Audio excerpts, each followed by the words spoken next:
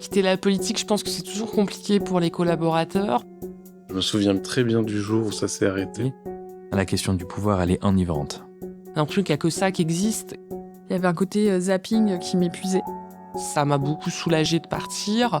avec la ferme intention de ne jamais retourner travailler en politique. Et voilà, on est parti chez nous et c'était fini, quoi.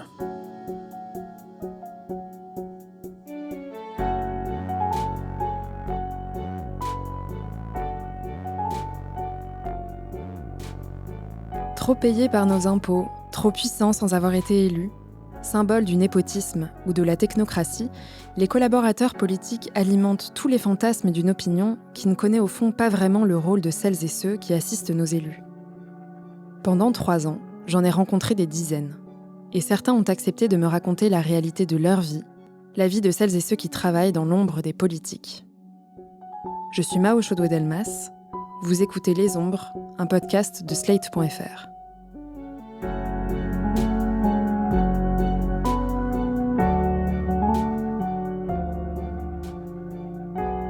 Il y a un moment qui est assez étrange, c'est quand on quitte la politique, on a une sorte de vide, une espèce de mini-déprime.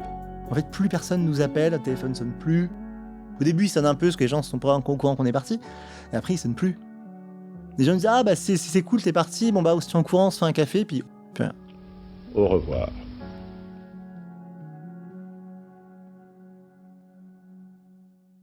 Quoi de plus grandiloquent qu'une figure qui quitte la politique ?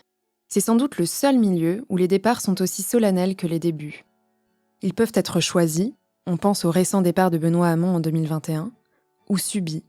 Jérôme Cahuzac a démissionné suite à un scandale politico-financier. Lionel Jospin, lui, s'est retiré après sa défaite électorale de 2002.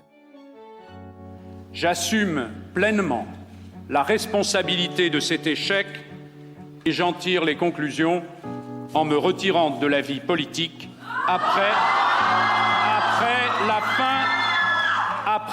la fin de l'élection présidentielle. Qu'en est-il pour les collaborateurs ? Ils sont dépendants des aléas politiques, des alternances, de la grande histoire des partis et des hommes. Dans l'ombre de ces moments médiatiques, que se passe-t-il pour eux ? Avec quelles conséquences et quelles possibilités de reconversion ? Le plan social au parti a été très très difficile. François a 30 ans. Après 5 ans à la tête des relations presse du Parti socialiste, ce fan de François Hollande est aujourd'hui conseiller en communication dans le privé. Il y a eu des articles dans la presse, il y a eu des offres, il y a eu tout ce qu'on veut, mais au-delà du jeu politique qui s'est joué derrière, oui, il y a eu un mal-être. Oui, il y a eu un vrai mal-être. Je suis devenu responsable du service de presse dans un moment difficile. J'aurais préféré ne jamais l'être parce que j'aurais préféré qu'il n'y ait jamais de plan social, en fait. Parce que, oui, c'est difficile. C'est-à-dire, le service de presse était pauvre. Voilà, on n'était plus que 2. Il n'y avait plus qu'un attaché de presse et moi-même. Donc, je suis devenu responsable du service de presse parce que je pense que c'était plus une forme de reconnaissance des années que j'avais données au parti, plus qu'un titre, voilà. Je manageais une personne, donc clairement, j'étais responsable de presse. J'aimais beaucoup dire que j'étais surtout responsable de mon bureau, plus que du responsable du service de presse. Pour moi, une des grandes déchirures que j'ai eues, c'était le jour où Cambadélis annonce au moment du premier tour le score de la gauche aux législatives, et qu'un journaliste dit, il se met à se marrer, il dit bien fait. À ce moment-là, c'était très dur parce que on savait tous ce que ça signifiait en fait, ce chiffre. C'était pas uniquement des députés qui allaient perdre leur siège, C'était pas uniquement des petits barons locaux comme on pouvait le penser qui allaient perdre leur siège.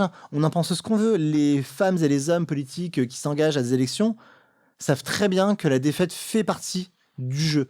Même si on était triste pour eux. Évidemment qu'on était triste pour eux parce que certains d'entre eux, je pense notamment à Guillaume Bachelet quand je dis ça, étaient des députés formidables.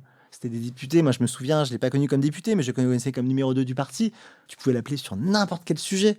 En plus, il était hyper accessible, il était très brillant, c'était génial d'échanger avec lui. Mais surtout, voilà, on savait qu'à l'Assemblée, un certain nombre de collaborateurs allaient prendre la porte. Et on savait qu'au parti, il y allait avoir un très gros plan social qui allait être mis en place. Donc, c'est vrai que parfois, les gens oublient ces conséquences humaines. Et oui, ça a été très, très violent au parti parce que la moyenne d'ancienneté au Parti socialiste, je crois que, sans dire de bêtises, ça devait être 13 ans. Et puis, quand on fait de la politique, parfois on se demande si on est bon pour faire autre chose. Moi, je me suis interrogé. Je me suis posé la question, est-ce que je vais savoir faire autre chose ?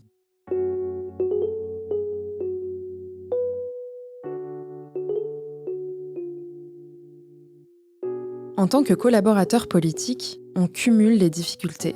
On n'est finalement qu'un prolongement direct de l'élu, on n'a pas vraiment construit de carrière personnelle, nos compétences sont tellement variées qu'elles deviennent floues et difficiles à recycler. On fait l'objet d'autant de défiance que la politique elle-même. C'est dingue comme des gens qui t'identifiaient comme un interlocuteur au moment où t'étais en fonction, du jour au lendemain, te ghostent totalement, quoi. C'est là où tu te rends compte que tu n'avais d'existence que parce que t'étais dans le prolongement du politique, quoi. Aujourd'hui en poste dans la finance solidaire, Christophe, 35 ans, a longtemps travaillé comme conseiller d'un président de région. En plus, j'ai été président d'une association culturelle. Du coup, je continuais d'avoir des contacts avec des services. Moi, j'avais la culture dans mon portefeuille. Plusieurs fois par semaine, j'avais des rendez-vous avec des fonctionnaires de la région, du service culture. Et du jour au lendemain, j'avais plus aucun interlocuteur. Le truc avait changé. En fait, ton carnet d'adresse, il est pas à toi, il est au président. Et à partir du moment où il y a plus de président, il y a plus de carnet d'adresse. Je pense que c'est spécifique à ce métier. Mais de toute façon, c'est un métier où, quand ça s'arrête, c'est fini. C'est, je pense, un des seuls métiers où, quand ça s'arrête, t'as même pas de droit au chômage ou ni rien. C'est une croix, quoi. Ici, voilà, comme si c'était rien passé avant.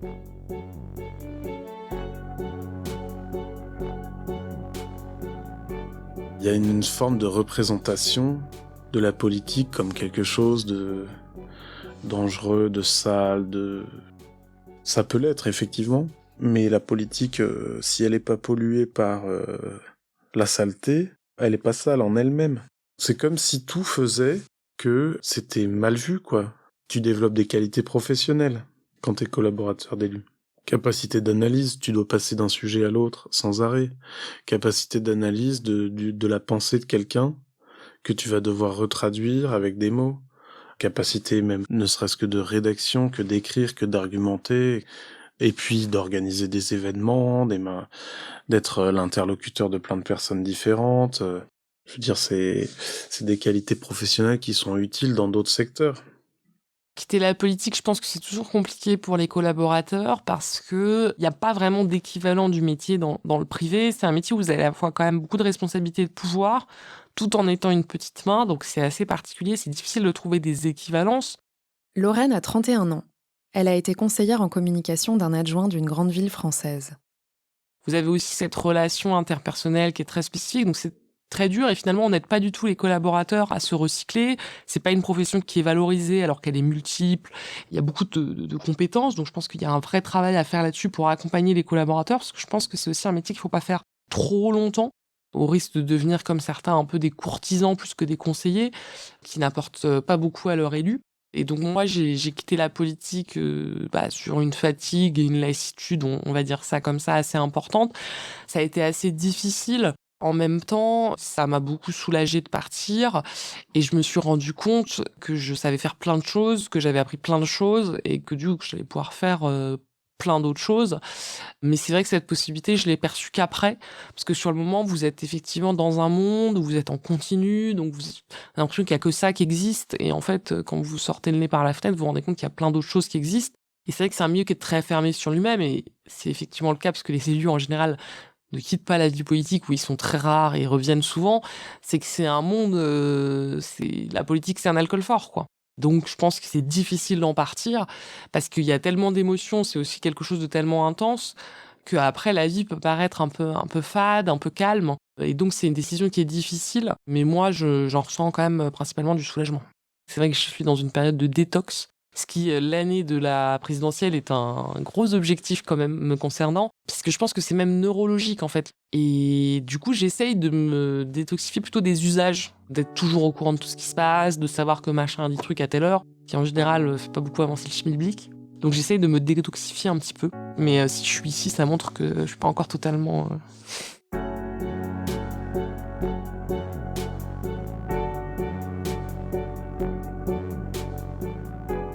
La politique est aussi excitante qu'une drogue.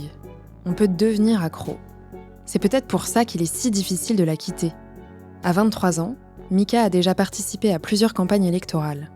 Ce spécialiste des affaires publiques s'est illustré dans la communication politique et milite pour l'union de la gauche. Je pense qu'il y a un peu une addiction aussi qui se fait. Parce que la proximité avec le pouvoir, elle peut faire tourner la tête. La question du pouvoir, elle est enivrante. Ça veut pas dire qu'elle est malsaine, hein. Juste dire qu'il faut être lucide là-dessus. Quand t'as la capacité de prendre des décisions pour les autres, c'est assez enivrant, quoi. Enfin, on est quand même dans un monde, dans ce monde-là. Il y a des jeunes qui prennent des décisions pour nous, qui vont nous affecter au quotidien. Truc tout con, hein, quand le président de la République signe un accord international sur le TAFTA ou le CETA, tous nos agriculteurs ils sont impactés. Donc toute notre alimentation est impactée. Enfin, c'est des agriculteurs, c'est des agricultrices, c'est des enfants d'agriculteurs qui vont être impactés. Enfin voilà, tu prends des décisions qui concernent des gens, quoi, des vies. Donc ouais, c'est enivrant. Mais en même temps, ça donne la responsabilité de bien faire, quoi. Tu vas essayer de faire en sorte que quand il y a un problème, comment tu le résous, etc. Et je pense que ça, c'est addictif. Pour moi, ça l'est parce que c'est, je pense, le milieu dans lequel je me sens le plus utile pour les autres, quoi. Et donc ça, c'est compliqué de dire, tu vois, si demain je vais bosser dans une entreprise ou si je vais bosser dans une association, bien sûr, on va faire des trucs, ça va être trop bien et tout, mais je vais pas avoir ce tel sentiment d'utilité que je peux retrouver dans la politique. Quelles que soient les critiques qui pourront m'être formulées sur mon travail, parce qu'on est tous perfectibles, j'ai toujours aimer mon métier. Et ça a toujours été ce qui a été difficile pour moi le jour où je l'ai quitté. Parce que j'ai aimé mon métier, j'ai aimé ce que je faisais. Mais parce que j'ai toujours eu la chance, celles et ceux qui sont passés par le monde politique le diront sans doute, hein. La politique, on n'y va jamais par contrainte. C'est toujours une envie, c'est toujours un rêve. C'est un rêve, la politique. Et c'est pour ça que des femmes et des hommes rêvent d'être élus, mais même travailler en cabinet, ça reste quelque chose de génial. Parce que c'est une drogue. Quitter la politique, pour moi, ça a été long. J'ai commencé à me poser la question de faire autre chose au moment où ma vie a changé, tout simplement. Voilà, où j'ai commencé à avoir d'autres aspirations. Et pour préserver cette personne, je serais un peu plus discret, mais au moment où quelqu'un qui m'était très cher est tombé malade. Et du coup, cette personne avait consacré sa vie à la politique. Et du coup, je me suis posé la question parce que... Et c'est même elle qui me disait, pose-toi les bonnes questions. Parce qu'elle a consacré sa vie d'abord au journalisme et ensuite à la politique. C'est une femme extraordinaire. Là, je me suis commencé à m'interroger sur est-ce qu'à un moment, je vais pas avoir le doigt pris dans un pot de confiture qui est tellement bon, je vais continuer à manger. J'ai commencé à rater des mariages de potes. Donc j'ai commencé à rater des événements qui m'étaient chers. J'adore l'action publique, je pense que j'y reviendrai, c'est sûr, parce que c'est dans mon sang et je le sais aujourd'hui. Malheureusement, j'y ai goûté et je pense que j'ai plus envie de ne plus y goûter. Mais oui, ça a été très long. J'ai longuement réfléchi à ce que je voulais faire, où je voulais aller. Aujourd'hui, j'ai pris une trajectoire qui est assez classique pour celles et ceux qui quittent la politique. Je suis parti faire du consulting, même si c'est plus de la politique, ça n'est pas très éloigné, parce que je reste pas très loin de la chose publique, de l'action de l'État.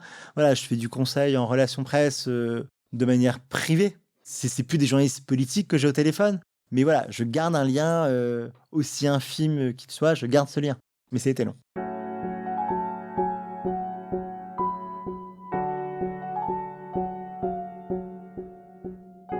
Le renouvellement des collaborateurs politiques est souvent nécessaire pour la santé démocratique. En restant collaborateur toute sa vie, sans respiration, on risque aussi d'être moins compétent, moins alerte au bruit du monde qu'on nous demande de capter. Tous ceux que j'ai interrogés sont déjà partis, souvent pour mieux revenir. Moi, je suis parti parce que aussi, ça faisait 10 ans que j'étais à ce type de poste, à différentes échelles, mais ça faisait 10 ans. Et je pense qu'il faut savoir passer la main dans ce métier. Quel que soit notre niveau de fonction, il faut savoir aussi se renouveler. Et c'est le renouvellement qui peut parfois nous aider. Moi, je dis toujours, aujourd'hui, dans le métier que j'exerce, je travaille avec des gens plus jeunes. Et moi, je me nourris de ces personnes parce que la politique, il faut se nourrir, il faut se renouveler. Je pense que oui, j'y reviendrai un jour. Comme beaucoup, oui, je pense que je ronge mon frein matin, midi et soir. En fait, j'attends l'opportunité. Parce que je pense qu'au moment où on est parti, on appréhende notre retour. Donc on appréhende notre retour parce qu'on se pose toujours la question de... on va toujours nous demander, mais vous étiez où quand le bateau chavirait ? Clairement, je suis quand même quelqu'un de gauche, j'ai travaillé pour la gauche pendant très longtemps. Aujourd'hui, le bateau à gauche chavire durement. Donc et je n'y suis plus.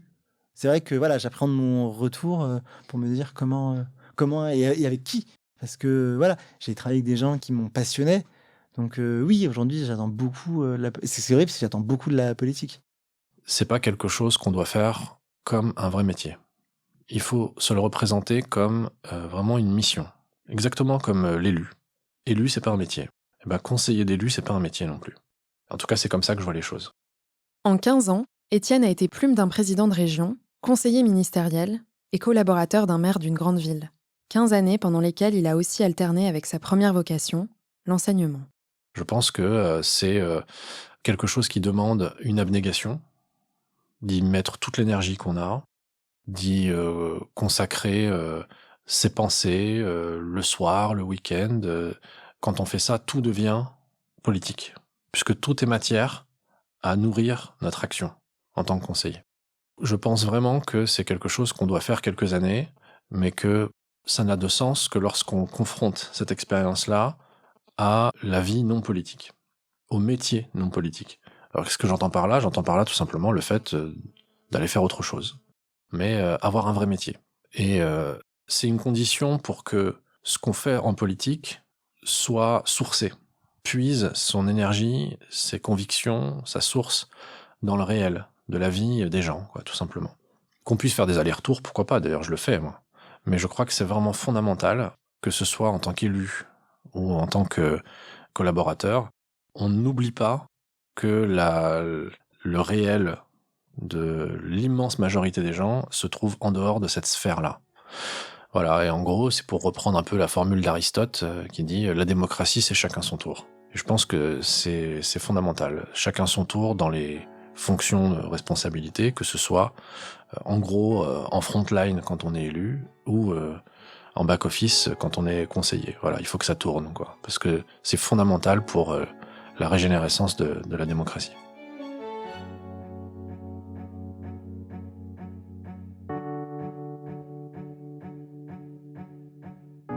Qu'on parte, qu'on reste, qu'on revienne, on s'accorde tous pour dire que travailler en politique, être l'ombre de celles et ceux qui décident, c'est une mission incomparablement belle et pleine de sens. En donnant la parole à ces 10 idéalistes et aux milliers d'autres derrière eux, j'espère avoir levé le voile sur les coulisses de la politique, montré le quotidien de celles et ceux qui œuvrent anonymement pour la chose publique et surtout participer à réduire la défiance entre les citoyens et leurs élus. Il y a plein de façons de partir en fonction de son degré d'attachement aussi et d'ancrage dans une famille politique ou dans une institution et de loyauté à l'élu pour lequel on travaille. Pendant un an, Esther fut la chef de cabinet d'un adjoint au maire d'une grande ville française. Moi, vraiment, j'ai l'impression d'avoir été, je peux dire, enfin, ça n'a pas de sens de dire une mercenaire dans ce contexte, mais j'ai l'impression d'avoir été là comme une espèce de figure neutre qui essaie de faire avancer un travail dans un cadre politique sans étant moi-même politisée. Je pense aussi que du coup, avec plus de maturité et peut-être des convictions plus affirmées perso, à un moment, je pourrais retrouver une place en politique qui m'ira bien, en ayant le sentiment de pouvoir vraiment porter mes projets. Je sais pas. Mais je suis pas en colère contre la politique du tout. Et d'ailleurs, je trouve que les gens sont trop en colère contre la sphère politique, alors que quand même l'immense majorité des gens, c'est des gens juste qui ont envie de faire avancer des trucs pour le bien commun en vrai, quoi. Genre, il n'y a pas que des morts de faim égotiques fous, quoi. Et puis, il y a les élus, mais il y a tous les gens derrière qui bossent beaucoup, qui sont parfois des gens comme moi, donc forcément, j'ai pas envie de me détester moi-même, quoi. Donc, je considère que c'est pas parce qu'on est dans la sphère politique qu'on est une espèce de monstre, quoi. Donc, je suis pas en colère contre le politique, et de toute façon, c'est essentiel, absolument essentiel. Donc, et c'est des gens qui sont souvent super engagés, assez sincères.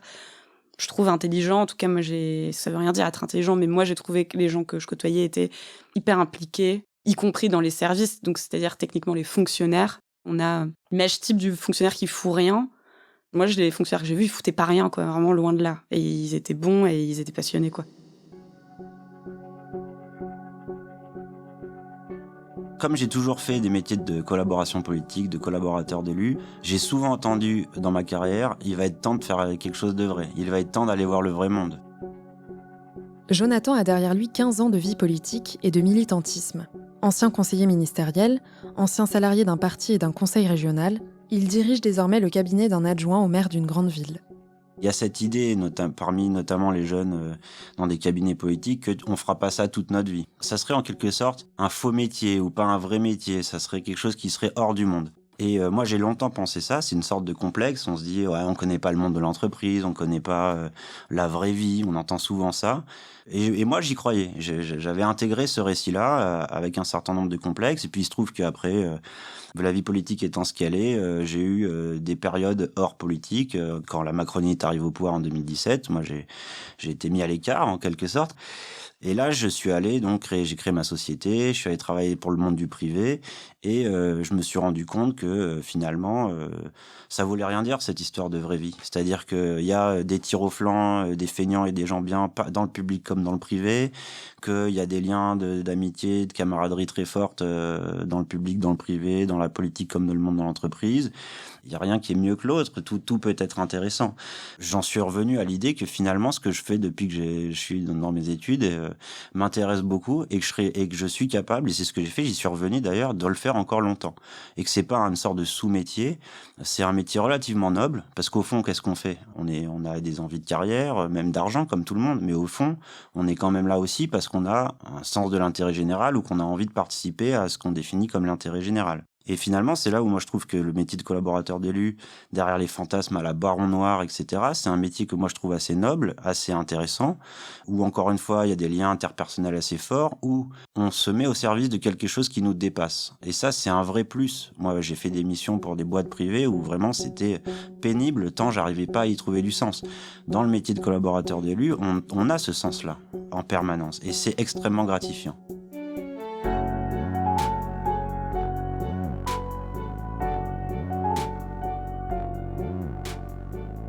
Un grand merci à Marie, Étienne, Louis, Esther, Lorraine, François, Christophe, Anna, Jonathan, Mika, de m'avoir fait confiance pour ce projet.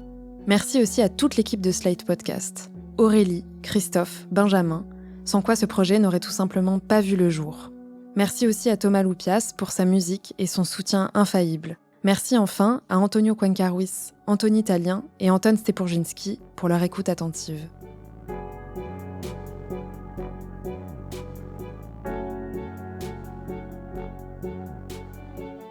Vous venez d'écouter Les Ombres, un podcast de Mao Chaudoué-Delmas, produit et réalisé par Slate.fr sous la direction de Christophe Caron et Benjamin Septem-Ours.